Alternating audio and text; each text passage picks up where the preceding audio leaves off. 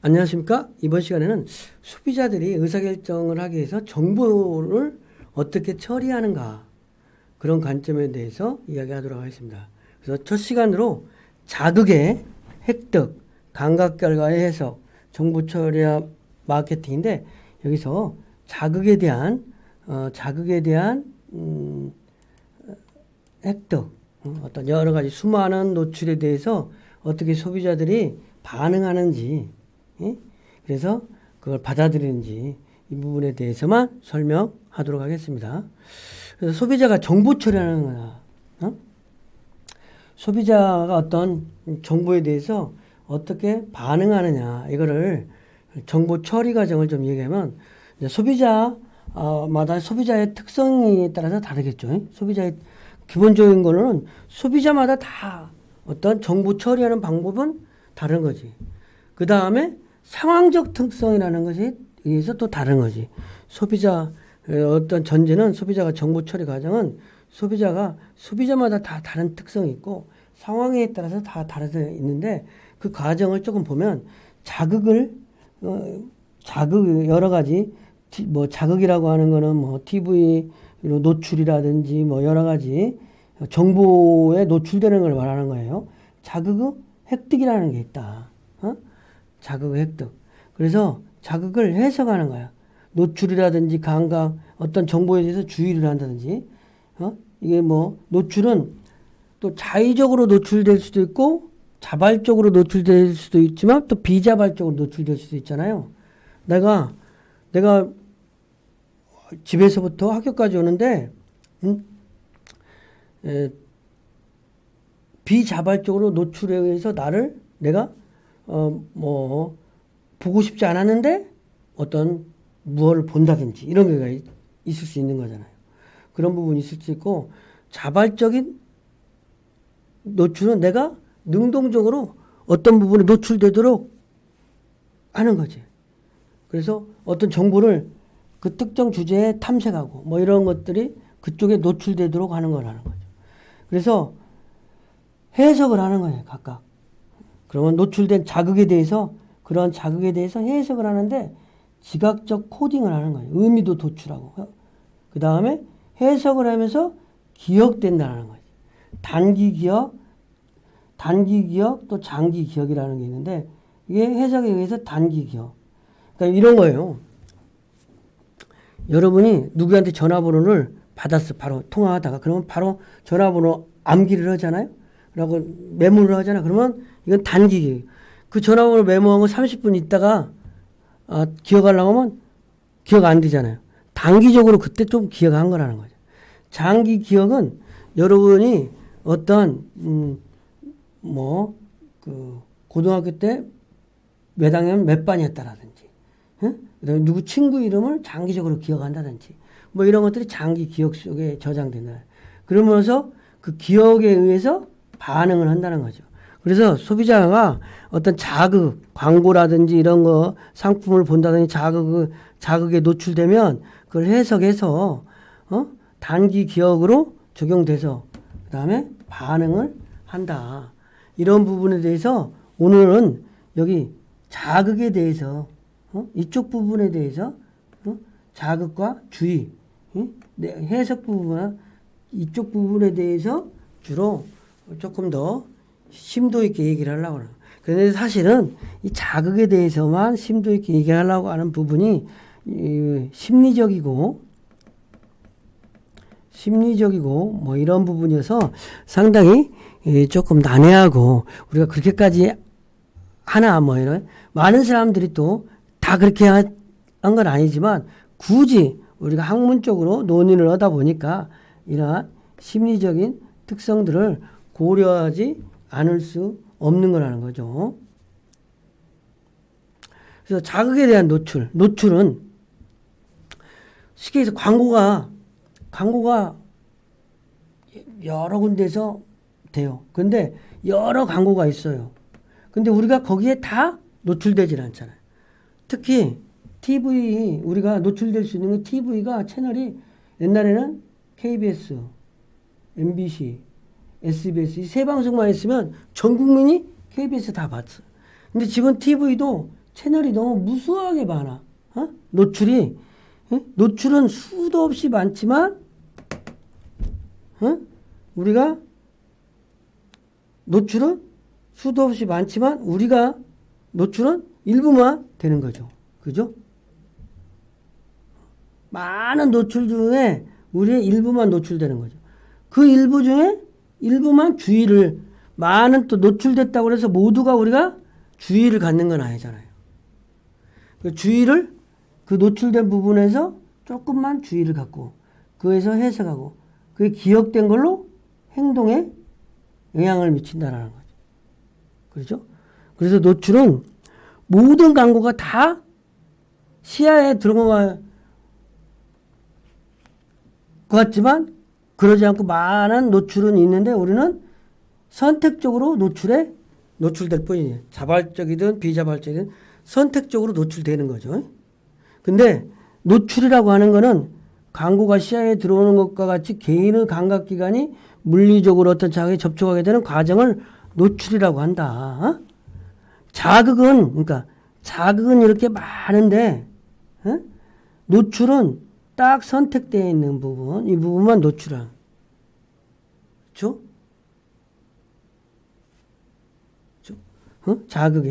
이 자극에 선택된 부분만 노출되고, 이 중에서 일부만 주의하고, 그 중에서 일부만 해석하고, 기억된다는 거죠. 그러니까 우리가 많은 정보의 호수 속에서 살고 있지만 일부 아주 편협한 지식과 정보를 가지고 어떠한 의사결정을 한다. 이렇게 또 이야기할 수도 있는 거잖아요. 그죠?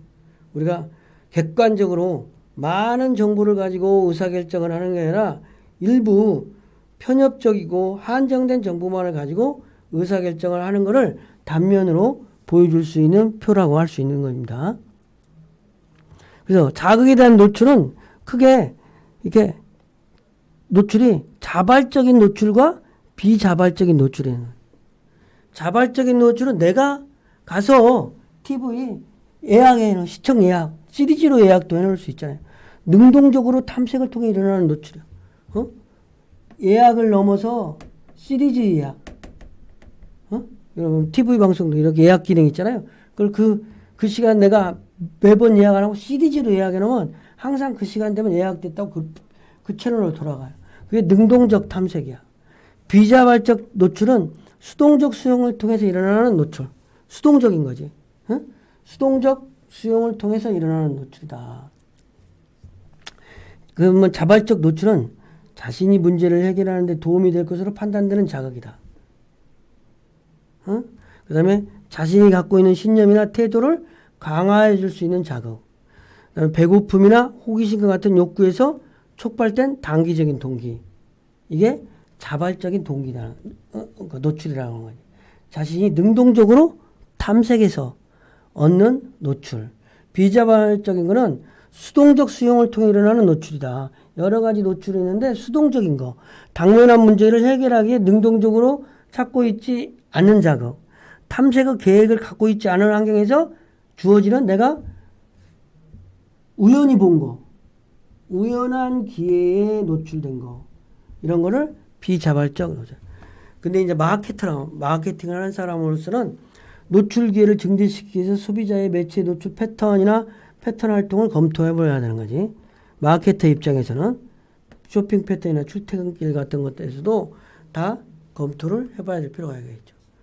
감각, 그러니까 여기 우리 첫 번째 감각이라고 하는 거야. 노출 주의의 해석인데 이제 감각이라고 하는 건 뭐냐? 감지할 수 있는 소비자가 인지시격. 소비자가 생리적으로 감지할 수 있는 자극 범위가 인지시격이라고 하면 절대 시격과 최종 시격이 있다. 절대 시격은 뭐냐? 감지할 수 있는 최소 크기. 최소. 최종 시격은 감지할 수 있는 가장 큰 자극. 그러니까 우리가 그 청각 실험 같은 청각이 뭐 난청인지 비난청인지 실험하면은 처음에 아주 작은 소리를 주잖아요. 못 들어. 그 다음에 조금 큰 소리 들어보면 이제 여기부터 듣기 시작. 이게 인지 절대 시격인 거지. 못 듣는 거. 그죠? 그 다음에 너무 큰 소리는 또 못 들어.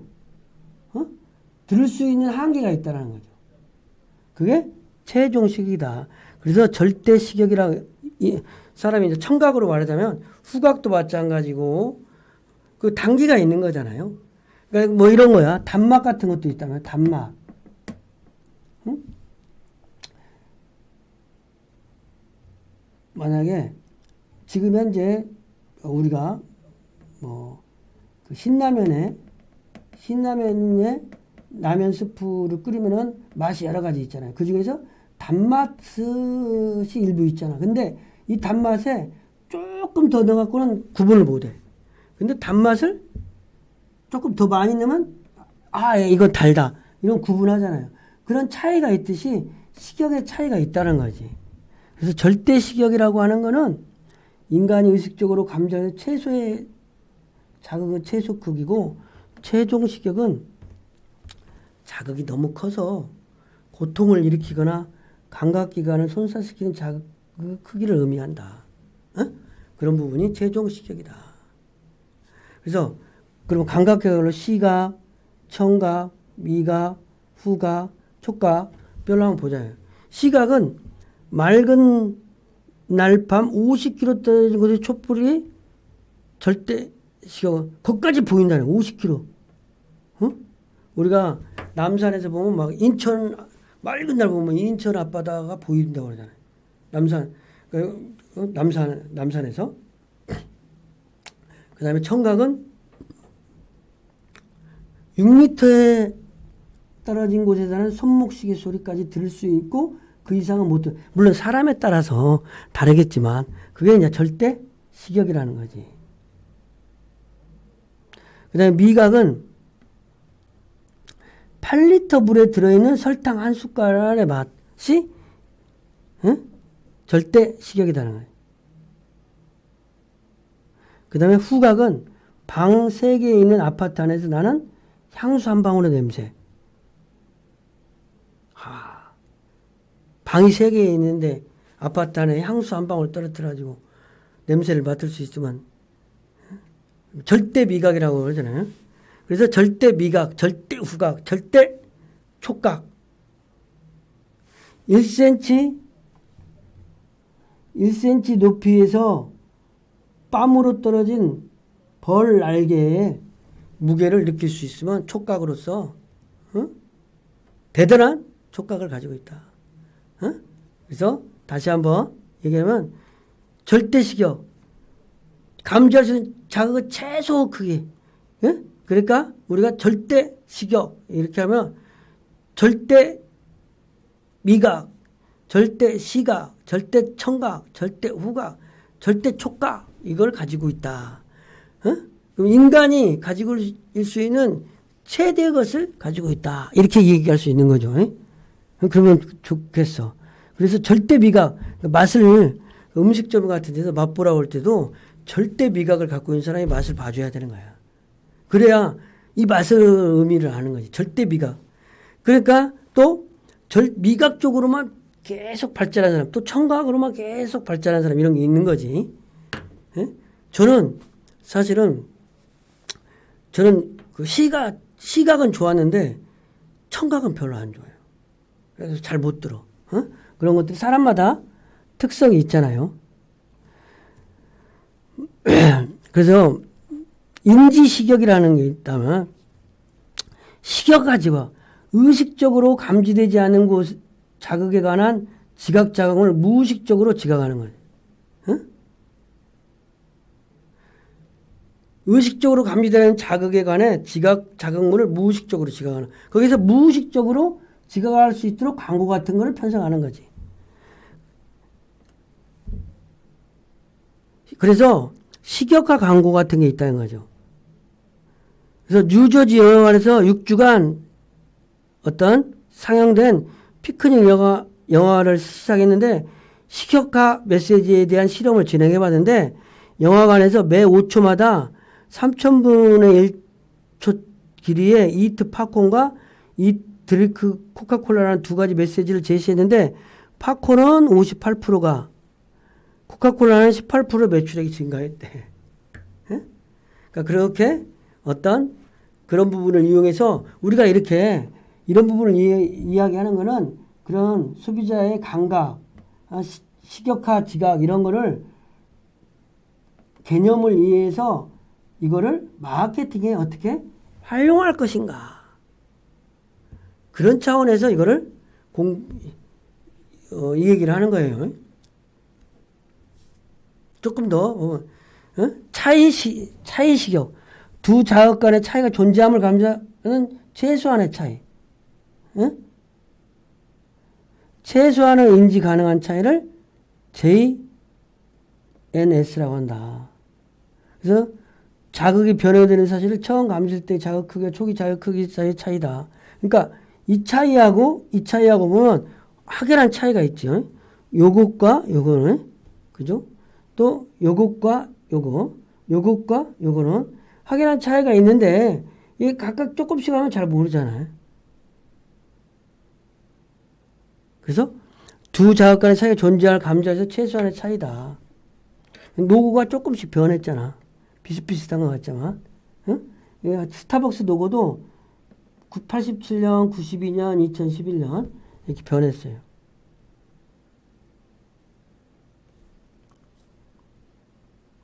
그래서 차이 식액은 뭐냐면 에버의 법칙으로 설명할 수 있는데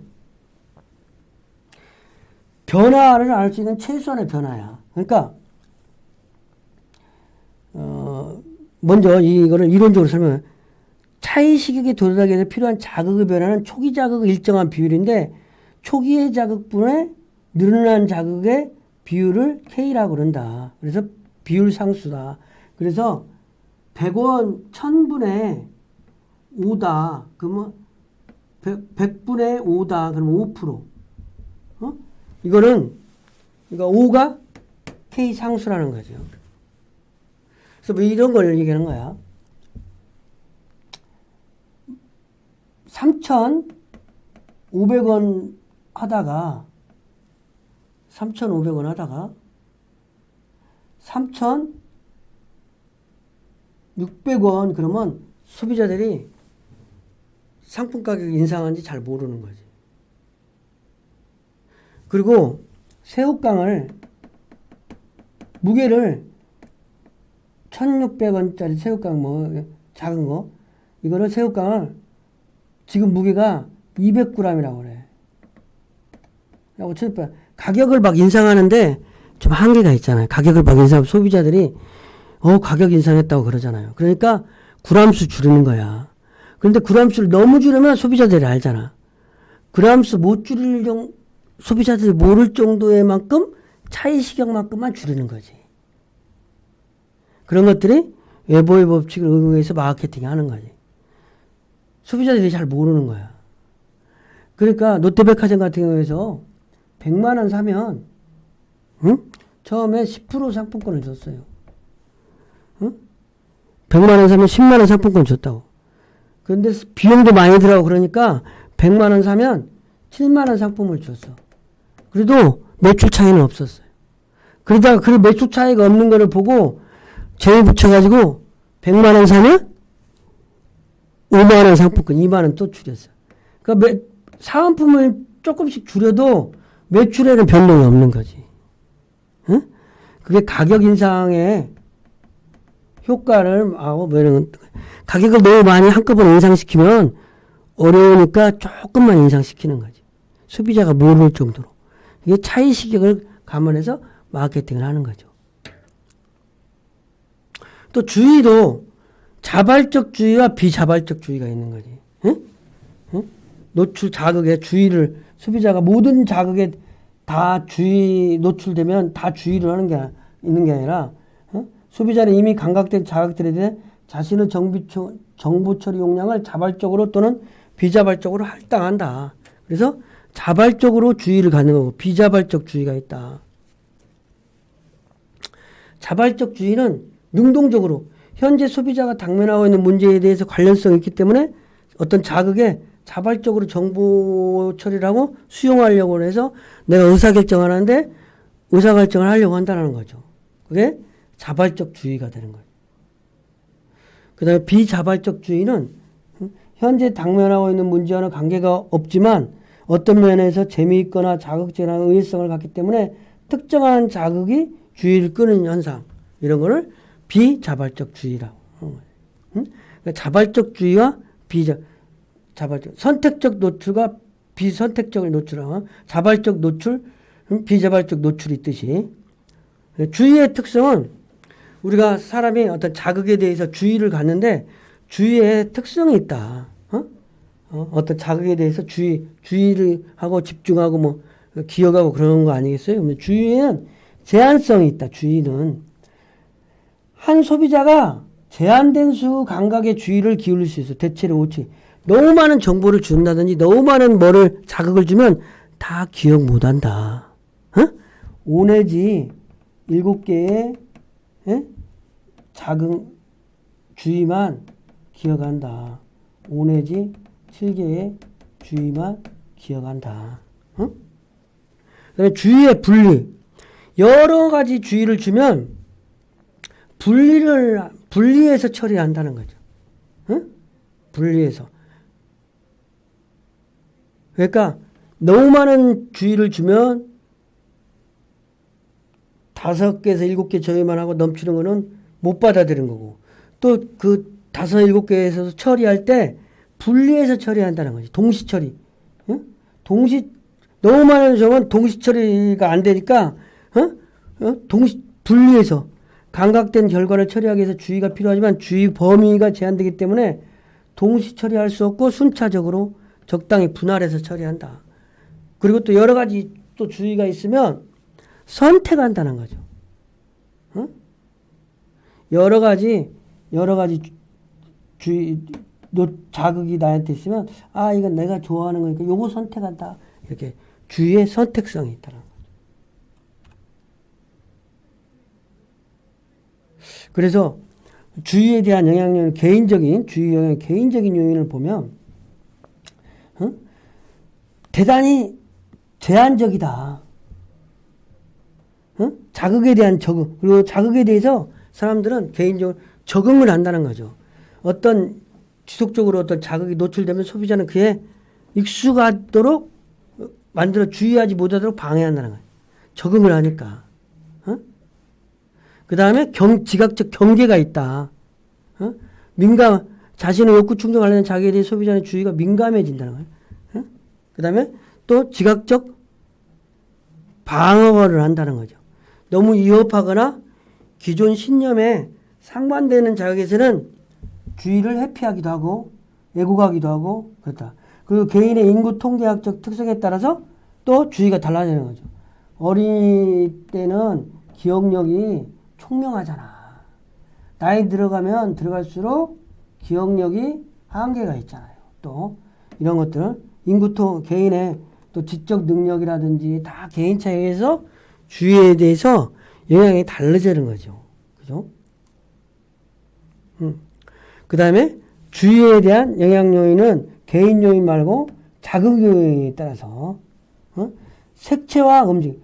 그래서 색채와 움직임을 오래서 주의를 하기 위해서 워드 같은 걸 칠 때 색깔로 빨간색, 파란색, 글자, 책, 색채 밑줄 그어주고 빨간 펜 효과. 그 다음에 움직이게 한다든지. 요즘 뭐 파워포인트라든지 움직이게 한다. 그렇죠? 그 다음에 자극을 하면 신기한 거, 새로운 거, 대조. 그러니까 동화 효과, 대조 효과. 나하고 비슷한 건 동화하고 나하고 내가 수용 못하면 대조 버리는 뭐. 그 다음에 유머 어필 같은 경우는 또 지속적으로 잘 고려해서 주의에 대해서 영향하는 거죠. 그 다음에 관공어의 규격과 계제의 이치에 따라서 사람들이 주의를 달리하는 거죠. 어디에 얼마나 큰 규격으로 되어 있느냐. 사이즈. 그 다음에 어디에 걸려 있느냐. 그래서 광고는 눈에 잘 보이는 곳에, 예? 눈에 띄게 광고를 하는 거죠. 이런 부분이 이제 자극에 대한 부분. 자극을 좀 더 정리를 한번 해보면, 자극을 한번 정리를 해보자고요. 응? 우리가 많은 이렇게 자극이라고 하는 거는 이렇게 여러 자극에 노출되는 거예요. 여러 자극에 노출되는 자극이 많이 이렇게 노출되는데 노출은 그 노출된 거에서 선택적으로 노출되는 거죠. 그죠? 선택적으로. 그 다음에 선택적으로 또 주의도 하고 해석하고 기억하고 행동을 한다. 이런 부분. 우리가 너무 좀 깊게 들어갔는데 소비자가 정보 처리하고 의사결정을 할 때 소비자가 자극을 받아들여서 해석을 해서 단기 기억으로 저장돼서 또 장기 기억, 이런 단기와 장기로 기억돼서 그 중에서 선택해서 반응을 하면서 소비자가 의사결정을 한다. 이런 거를 소비자 정보 처리 관점에서 설명을 하다 보니까 이렇게 여러분의 이 시간에 자극은 어떻게 획득되어지는 것인지에 대해서 설명을 했습니다. 이상 강의를 마치겠습니다. 감사합니다.